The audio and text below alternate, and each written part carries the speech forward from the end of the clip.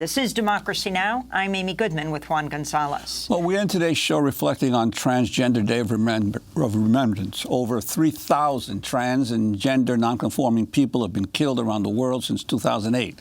This includes at least 22 so far in the United States this year, mostly black transgender women. Among those who have died in the U.S. this year was Leilene Polanco, a transgender woman who died in Rikers Island in June after she was arrested on misdemeanor charges and then was sent to jail for months because she could not afford $500 bail.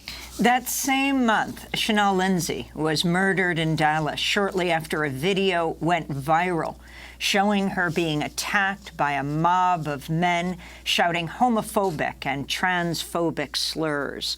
Also in June, a transgender Salvadoran woman named Johanna Medina died in ICE custody, Immigration and Customs Enforcement, where her family says she was repeatedly denied medical care. Activists say today is also a celebration of the community's resistance and are calling on people to fight for policies that would protect trans lives.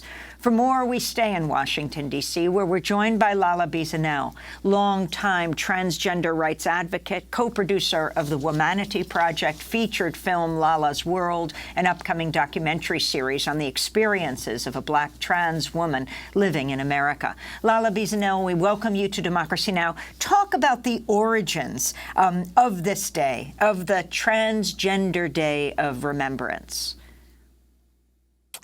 Okay, first of all, thank you for having me. I just want to do a correction.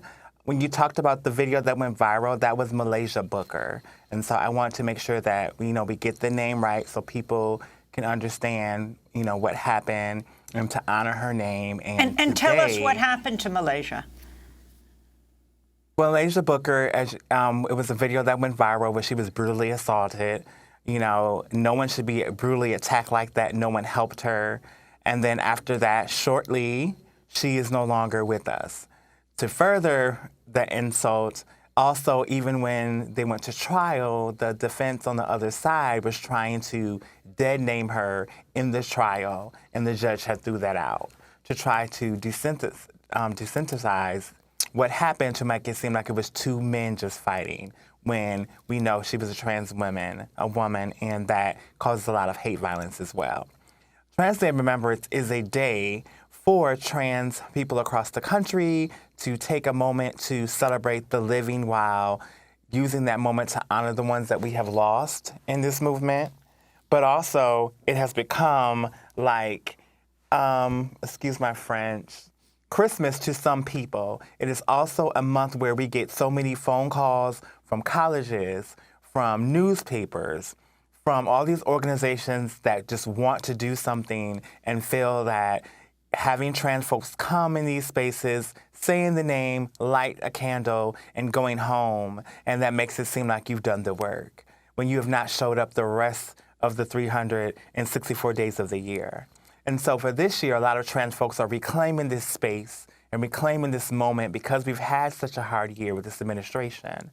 And we are focusing on intent versus impact. We're really trying to curate events that are places of healing and places that are not trauma for trans folks, because every time a trans woman, particularly a trans woman of color, dies, it is like you're always in anxiety. You're always in the lived reality that you could be next. And so we want to be authentic about honoring those that are here alive and working with organizations, working with groups, and working with each other to come up with tangible solutions so that next year, the goal is not to keep on having, the numbers are higher, the numbers are higher. The goal is to have more trans women of color not being killed for who they are. And if we lose some along the way, that it should be for natural causes and not for you being killed for who you are. And so on this day, we challenged people to show up for us daily, not just during T-Door. And I think that there's been lots of events across the country that I've been watching that have been informed in doing that, and that's very, very, very important. Also, policies and laws are amazing, but we also know that does not always end because people still can resist against those policies and laws. And so we know this administration has clearly gave a very fine clue that transgender people are the target of this regime.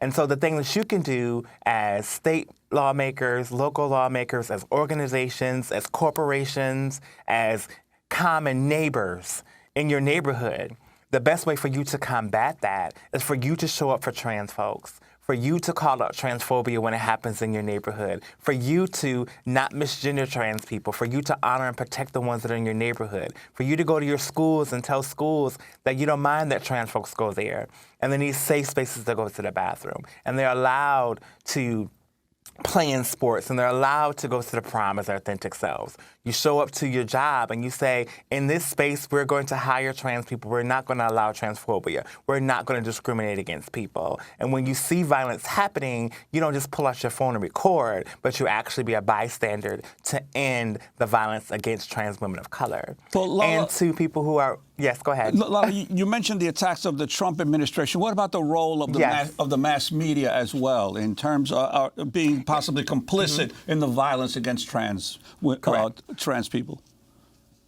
Well, I think that over the years, there's a lot of trans leaders and trans folks around the country. Like you have, Monica Roberts, who does her own blog. You have trans leaders that work at Out Magazine and other places. I think that we are BuzzFeed, you name it. And I think that we're trying to take over the narrative and try to be on top of the misgendering and the dead naming that happens in the media, and being on top of trying to tell media how to talk about our stories and how to reach out to the leaders in progressive areas where that happens. And media also needs to spin the narrative of that our lives are real, that our existence is real, and that our experiences are real. So I will give you an example, right? So say you're watching your morning news this morning. Unfortunately, there's a tragic thing that happens, and say a woman's killed. The news reporter will say, Sally, a beautiful mother of four, she went to church, she was beautiful in her community, she was tragically murdered. That's the narrative, right? For a trans person, it is a trans person was murdered. Then it's like they will find the name that they had, which is a dead name. They will bring up their criminal record. They will try to insinuate that they were indulging in sex work. They will try to insinuate that they were fooling someone and not being their authentic self, and that is not the narrative. If you look at the numbers, there have been lots of people who knew folks that they were attached to. There was a lot of intimate partner violence, which is the same thing as domestic violence, that happens for trans people, for folks who love them causing them harm. For folks who are even their family members sometimes causing harm. Look at the young gay guy who was killed by his own father. And so there's a resistance of queerness and a bigger resistance and fear of transness, and particularly trans women of color who are in the intersections of race and their gender, right?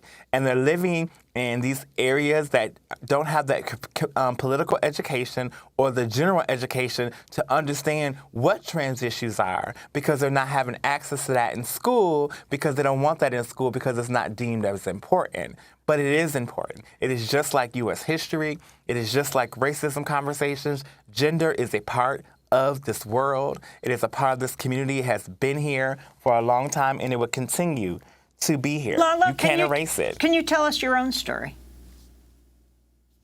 Hold on just a minute. This microphone's falling out. About, what would you like to talk about? Your own story. Just talk about your own experience as a Black trans woman and what you think it's most important for people to understand.